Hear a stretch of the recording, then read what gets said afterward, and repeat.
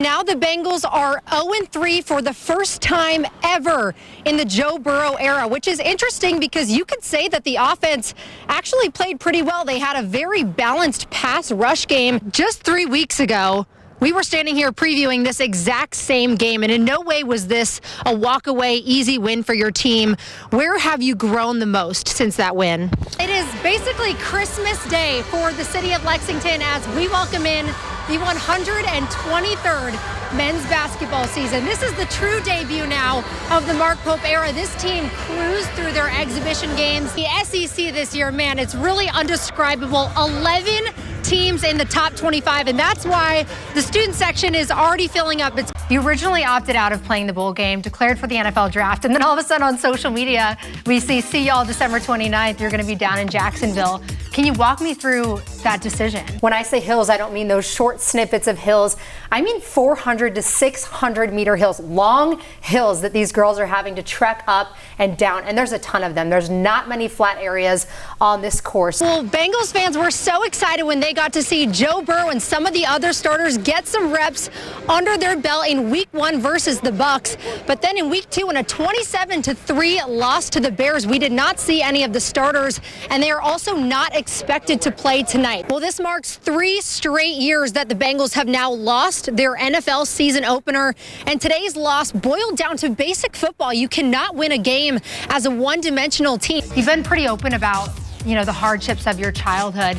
If you told your 8-year-old self where you are now in your career, what would he say? Would he even believe you? Nah, he wouldn't believe me at all. I think Well, we saw it last week against Gonzaga. We saw it again here tonight. This team is full of surprises. We weren't even sure if Lamont Butler was going to be playing in tonight's game. He comes out and puts up a career-high 33 points. People have been coming to Pete Rose's statue all day today to mourn and to pay their respects. And it's so clear by just the statistics that he was one of the greatest baseball players to ever grace a diamond. But something that we could tell with all of the emotion here today is that the city of Cincinnati will mourn the loss of his character and his blue-collar grit, something that the Queen City could always resonate with. He meant the world to us. We both are kind of the same gritty, determined people in life, and a lot of those characteristics we learned from Pete. Well, I mean, he was the embodiment of not a lot of talent, but a lot of determination, practice, will to win, and that's what you want in any kid that's coming up playing baseball. And I embodied his spirit in everything I did. I played baseball. I'm 65 years old. I played all the way up till last year. So I'm doing head first slides at the age of 60 because of him. People thought I was crazy, but that's just, there's only one way to play, and he knew how to play, so. People leaving roses, hats, jerseys, drinks, notes, and more on Rose's statue. And many talking amongst each other, reflecting on how grateful they were to have been in the stands where Rose played. First time I knew who Pete Rose was, I was 5 years old, was at Crosley Field. My dad took me to a doubleheader.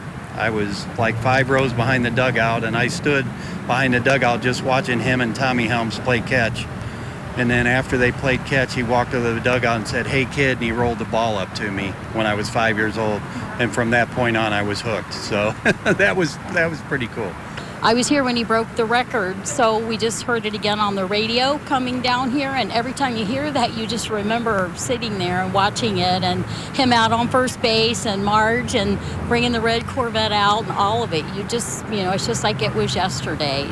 These are memories that will be forever cherished, and people in the Queen City hope that the next generation of Reds players will embody Pete Rose on and off the diamond. He was an icon. He was Cincinnati.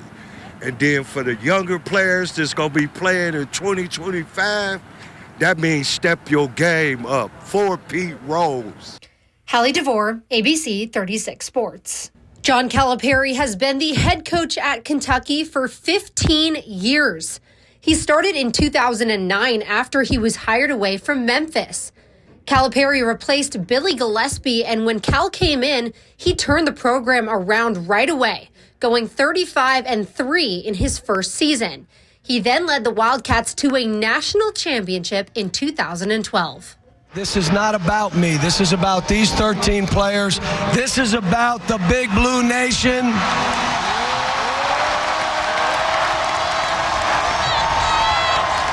But I don't know of any team that has sacrificed for each other like this team, and they deserve this moment. They really do.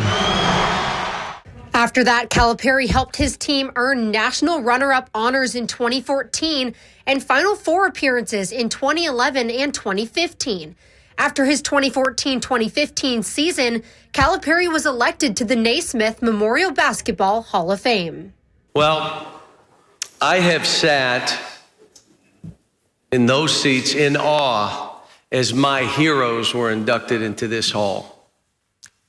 This is surreal for me. This seems bigger than me. Cal has also sent a lot of talent to the NBA at Kentucky. 47 players to be specific, 35 first-round draft picks, 23 lottery picks, and 3 number-1 overall draft picks: John Wall, Karl Anthony Towns, and Anthony Davis.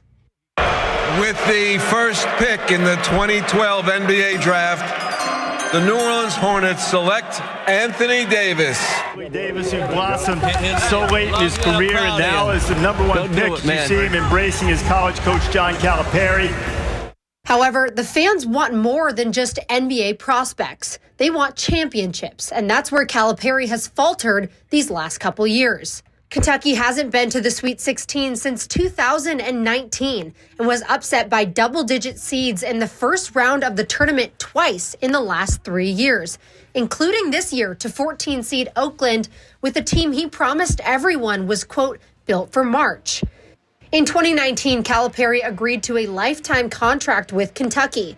Under the terms, he could have been owed $33 million if Kentucky had dismissed him. But there was no buyout if Calipari left for another job, which is now the case as Calipari is set to be Arkansas's new head coach.